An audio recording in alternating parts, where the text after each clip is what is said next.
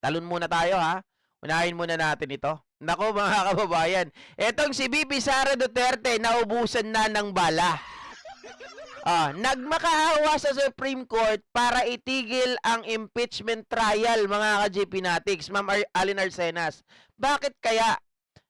Kung naalala nyo po, naaalarma na ngayon kahit ang Senado. Nagkaroon nga ng sunod-sunod na press conference itong si Chis Escudero dahil nga itong si Coco Pimentel ay sumulat din sa kanya. At sabi nga natin, base sa ating assessment, parang tinuturuan itong si Escudero na wala ka atang alam sa batas. 'Di ba? Wala ka atang alam sa batas. Hindi mo ba binabasa ang ibig sabihin ng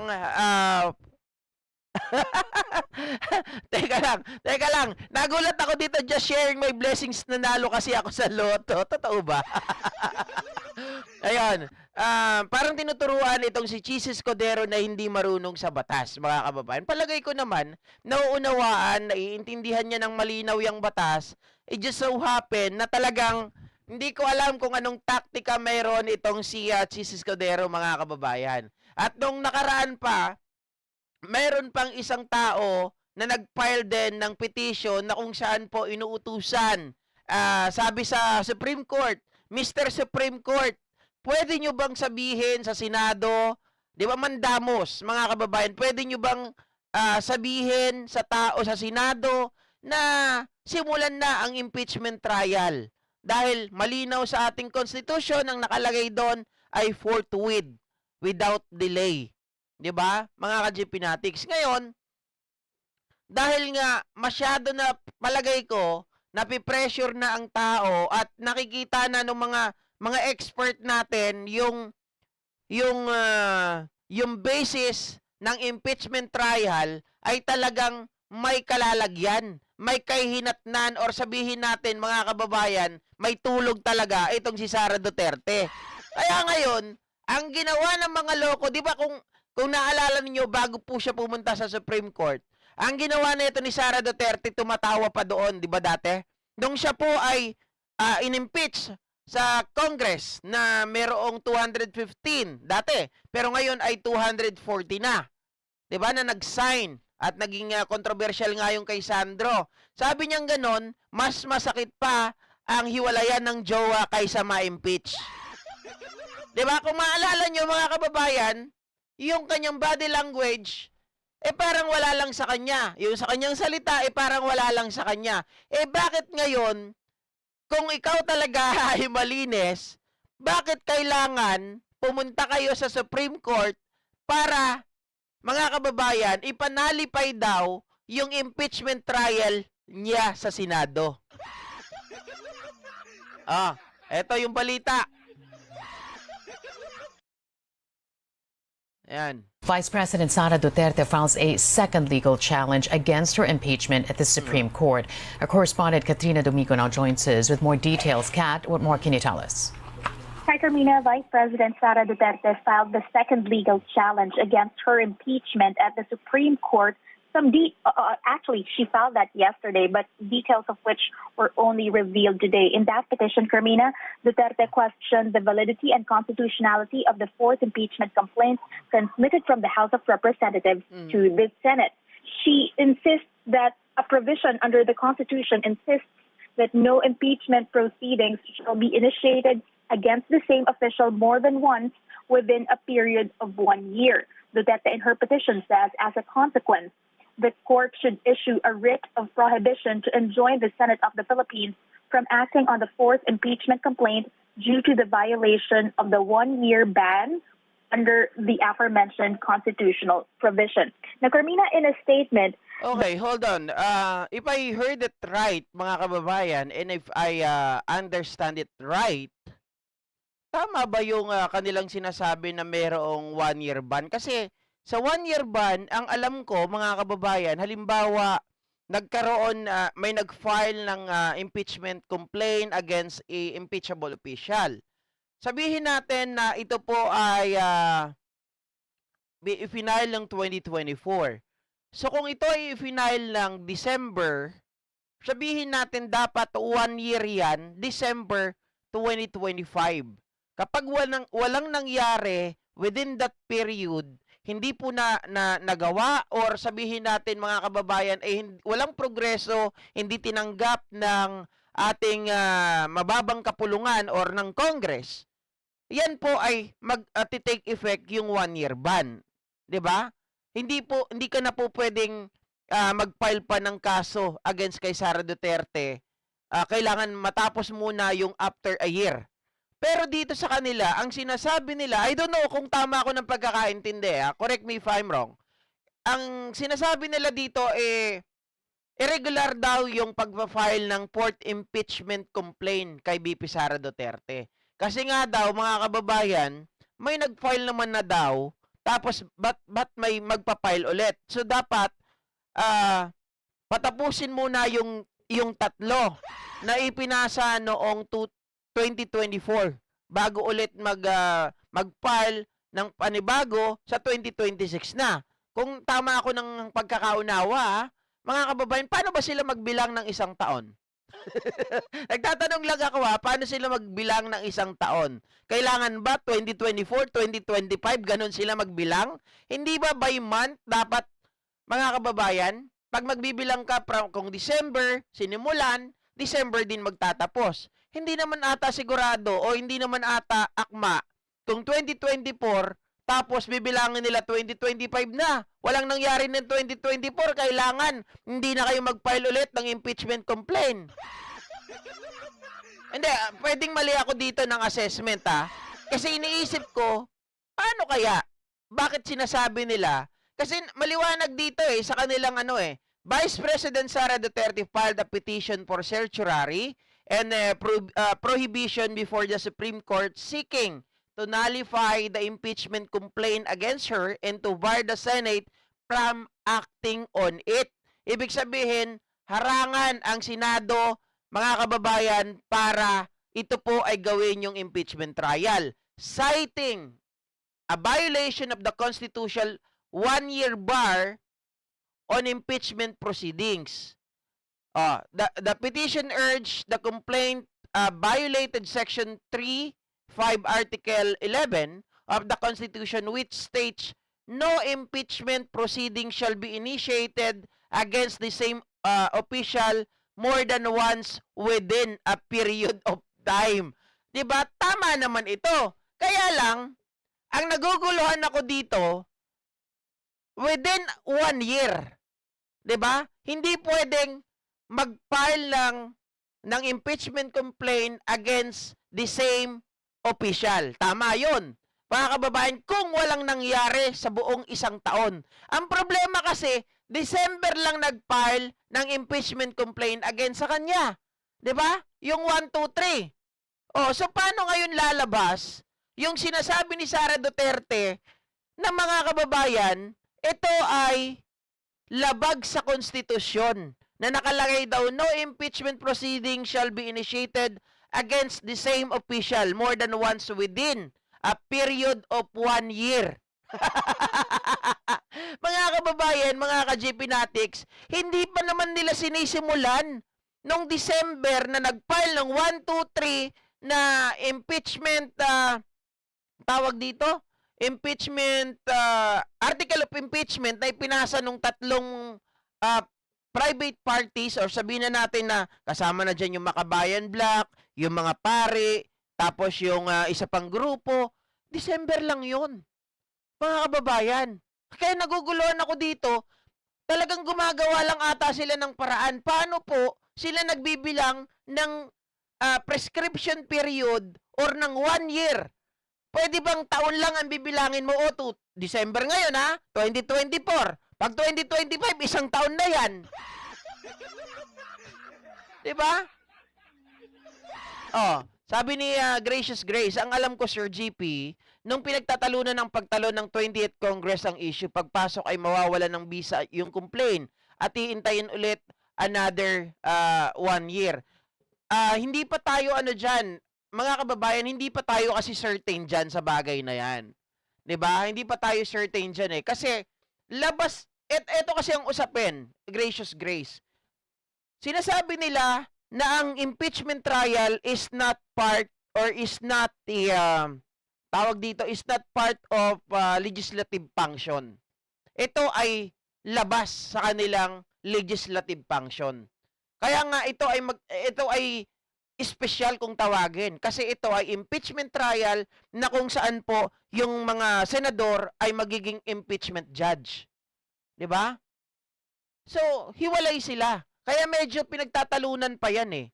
'Di ba? Pero dito, ang pinagtataka ko, yun talaga yung period of 1 year. Kasi mga ka-GPnatics, hindi pa naman tinalakay yung tatlo na article of impeachment na ipinail against Sara Duterte. At nung December lang yon.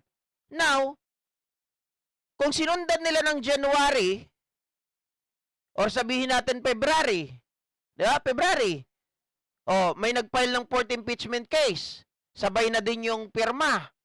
Mga kababayan, ang pagitan lang nun, 1 to 2 months. Di ba? Literally, Pero kung ang titingnan nila dito, 2024, 2025, apa? Kakaiba yan.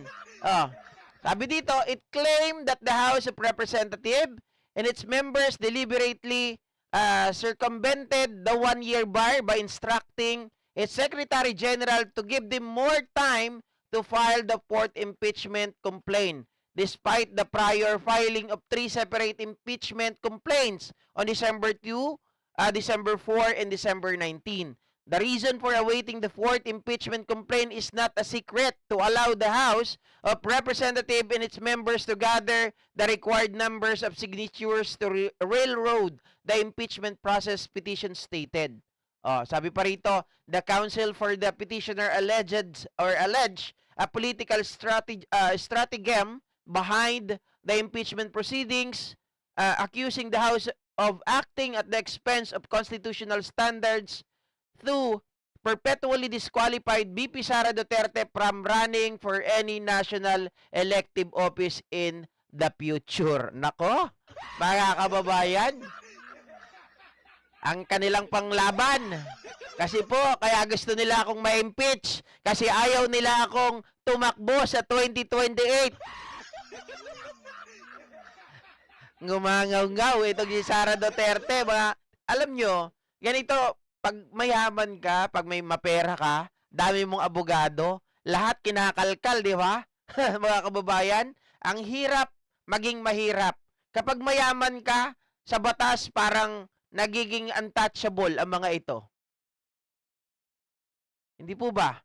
Akala ko ba matino? Akala ko ba wala kang kasalanan? So why don't you, di ba? Why don't you give the Senate a chance?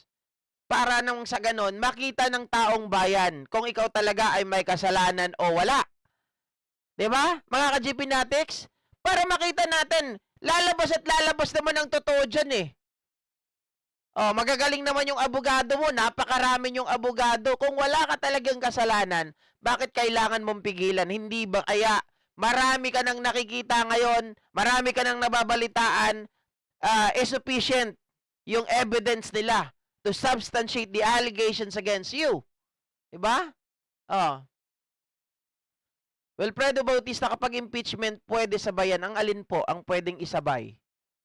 Diba? Gina 31, tama ka po dyan. Only in the Philippines. Ang alam ko sa next December pa magwa 1 year. Tama! Mama Shamia Agapito. Yun din ang alam ko eh. Kasi, hindi naman tayo pwedeng mag-base, mga kababayan, na ang pagbabasihan natin yung taon lang. Apakabobo pag pinagbasihan nila yung isang taon. 'Di ba 2024, 2025 is 1 year na kaagad sa kanila. Siyempre, mga kababayan, shortcut 'yun. Pero kung tayo ay iisipin natin, December, sila nag-file yung 3 impeachment complaint against Sara Duterte. Therefore, mga kababayan, yung 1 year niyan is December 2025. Di ba? Pinipilit nila na 1 year na daw, mga kababayan.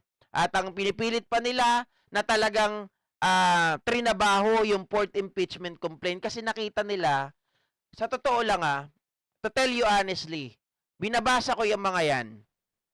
1, 2, 3, masyadong marami, ilang pages. Nakakaurat. Sabihin natin mga kababayan, sobrang dami ng kaso. Pag sa sobrang dami ng kaso, nagkakagulo-gulo ngayon. Hindi kagaya nung fourth impeachment complaint na pasok sa article of impeachment, talagang matitindi. Talagang mga kababayan, konti lang, 4 lang ata yun, o 4 or 3 lang ata yun, pero mabibigat. 'Di ba? Talagang mapopokus ka doon at talagang ito makikita natin na talagang may basihan. Hindi kagaya nung iba, para sa akin, yung 1, 2, 3, sobrang ampaw. Yes, totoo, yung sinabi ko, medyo naaampawan ako. Minadali, kumbaga. Yung kanilang pagpapile ng complaint, yung kanilang mga complaint na nakasulat doon is masyadong minadali. Though, may naman, may mga point, mga kababayan, kaya lang, hindi ganun ka, 'di ba? Hindi ganun kaganda. Hindi ganun ka presentable para sa akin. 'Di ba? Parang yung mga tao doon ay masyadong nagmadali para lang makasuhan itong si Sara Duterte. Hindi nila alam na yung bagay na pagmamadali na yan ay maaari na magkaroon nga ng pagka 1-year ban dito kay Sara Duterte na siya ay kasuhan ng impeachment. 'Di ba?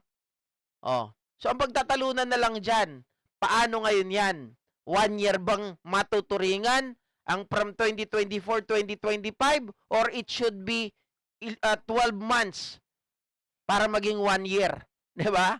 Oh. Yes, tama po, Gracious Grace. 7 cases pala. With strong evidence, Sir GP, yung galing sa Congress. Kasi nga, ito, mga kababayan, the reason why ito ay very strong, tapos talagang masasabi natin na, mga kababayan, kumpleto ang ebidensya. Kasi nga, ito yung nag-uusap-usap na sila. Oy, take note yung pag-uusap-usap na yan, hindi kagaya nung sinasabi nila na talagang ito ay plinano. Hindi. Ang nangyari dyan, yung usap-usap, pinagmitingan nila, nagkaroon ng session na kung saan pinag-usapan yung mga bigat ng kaso, bigat ng ebidensya ni BP Sara. And from that, mga ka-GP Natics, ay doon sila nag-decide. 'Di ba? Kung ano po yung mga complaint na yung cases na ipapile nila at yung mga ebidensya. 'Di ba? Yun ang sigurado. Kasi nga it is tawag dito, collaboration of all the member of the party. Ang ibig sabihin, member of the party, hindi po ng tingog, hindi po ng lakas CMD. Party, ibig sabihin, yung mga kongresista natin. 'Di ba? Binibigay nila yung mga thoughts nila. At tinitingnan nila, binabalanse nila, wini-weigh nila kung ano ba dapat yung kanilang ipapile na cases para sigurado na walang kawala. Hindi kasi pwede na magpatsi-patsi lang na mga ipapasa or mga ipapile na impeachment complaint kay Sara Duterte na alam natin or alam nila na mababalikan sila. 'Di ba, syempre kapag ipinasa mo yung walang kakwenta-kwenta, alam natin maraming abogado sila, Sara. Sisilipin nila 'yon. At kapag nagkamali ka doon, pwede kang balikan. At sila pa ang kasuhan. 'Di ba? Kailangan solid yung kaso, solid yung ebidensya. At the same time, mga kababayan, talagang walang kawala. Kahit walang butas na makikita. 'Di ba? Ambren Liora, shoutout po. Maria Palisok. Ma'am, nandito ka ha? Share ko loads, replay ko ha, nasa work kasi ako. Okay lang, wala pong problema. Sabi ni Doc Ami Balmeo, mas solid kasi ang mga pinasa na impeachment complaint ng lower house kasi mas madaling matapos ang investigasyon. Tama po kayo kasi nga na-review na nila ito. 'Di ba? At sabi ko nga, with the collaboration of the member of the party. Kasi doon sa kabila, kung saan-saan lang ata yun, hindi talaga pinag-usapan ng maayos. Unlike dito, sa fourth impeachment complaint is solid, mga kababayan, kumbaga pader. 'Di ba? Kaya nga, nung nabasa siguro ito ng side ni BP Sara Duterte, mga kababayan, that's why ngayon, di ba nung una nagyayabang? Tapos ngayon, kung lumalapit na sila sa Supreme Court para sabihin na inalify yung impeachment trial niya. At wag utusan, patigilin ang Senado na umpisahan ang trial. So ibig sabihin, may tulog, may takot itong si Sara Duterte. Bakit mo pipigilan? Kasi kung alam mo mga ka-GP simple lang yan. Panahon ng kampanya, tapos ang mga ito ay mga politiko, 'di ba? Tayong mga Pilipino, kung sino ang play victim, siya talaga yung medyo edge, nagkakaroon ng edge, 'di ba? So ngayon, bakit kailangan nilang lumapit sa Supreme Court? 'Di ba? Samantalang kung alam nila na mananalo sila sa impeachment trial, makukuha nila yung boto para hindi siya i-impeach at maipapakita nila na tama sila at walang impeachable offense na ginawa, mas pipiliin nila na matuloy yung trial. Sila pa mismo magsasabi. 'Di ba? Sasabihin nila, okay, go ahead. Let's do the impeachment trial kasi nga, play the victim. Pag play the victim at hindi na patunayan ng mga prosecutor, nila Jinky Luistro at ng member ng House, mga kababayan, tataas na naman ang rating ni Sara. Ang mangyayari pa dyan, maniniwala ang tao sa kanya. Babalik po ang tiwala. Bakit ngayon, hindi po nila gusto na matuloy yung impeachment trial niya? Ibig sabihin, simple lang. Hindi nyo kailangan maging matalino.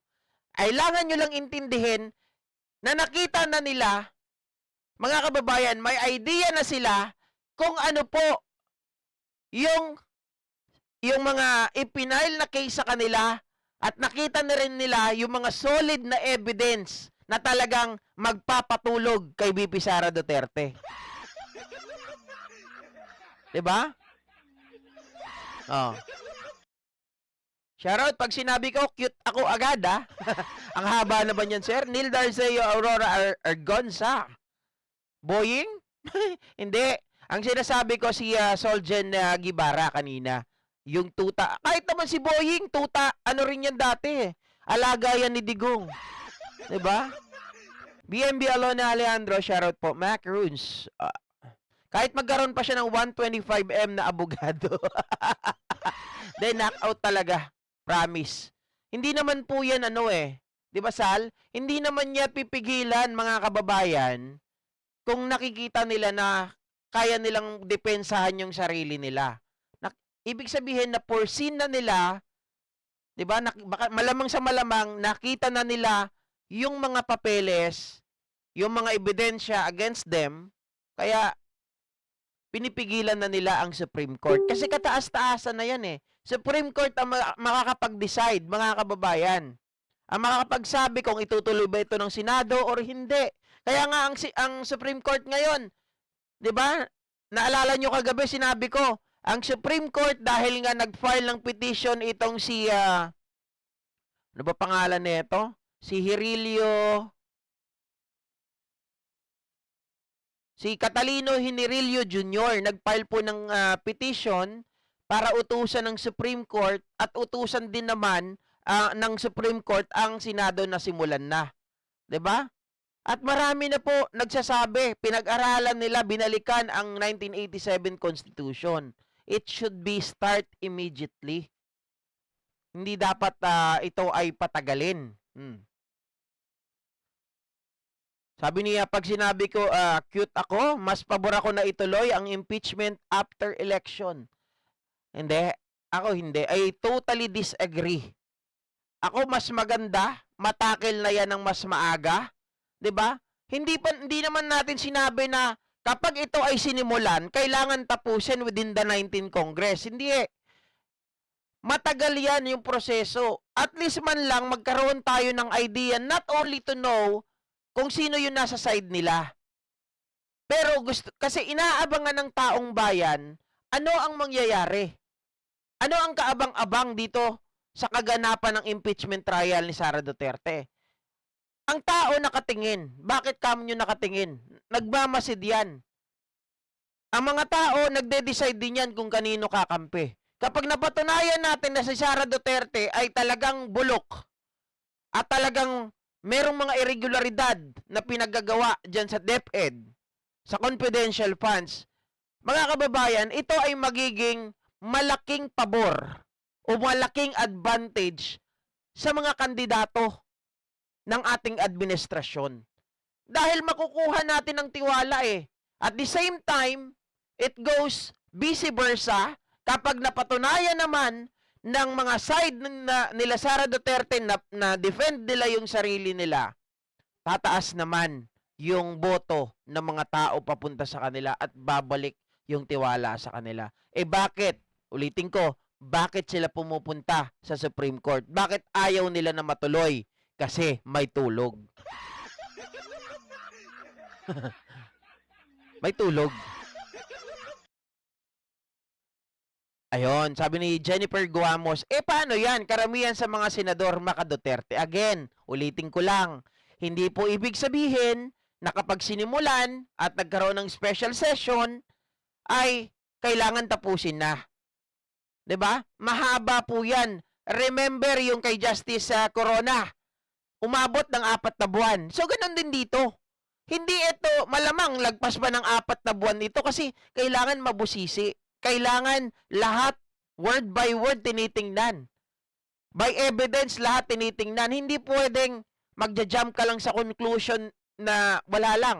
'Di ba, Sir Leonardo Blue? So, at least man lang, kung magsimulan, mga ka-GP Natics, mapag-usapan na yung mga technicalities, mapag-usapan na yung mga rules and regulation na dapat sundin. 'Di ba? So, pagdating po talaga ng totoong battle, hindi na tayo babalik-balik doon sa mga bagay na yun. Oh. 6 months pa nga, sabi nyo, kay Corona. So, ibig sabihin, hindi matatapos din agad yung impeachment ni Sara. Mga kababayan, you can agree or disagree with me, pero alam ko, agree kayo. Na hindi ibig sabihin pag sinimulan, kailangan tapusin kagad, boboto kagad yung mga senador. Sige, kami ay kami ay against na i-impeach si Sara Duterte. Hindi ganon, mga kababayan. Kaya darating at darating talaga, magkakaroon ng transition. Yung 12 na senador maaalis, pero yung trial, magdidiretso. Diba? Hindi naman mahirap intindihin yun, mga ka-GP Natics eh.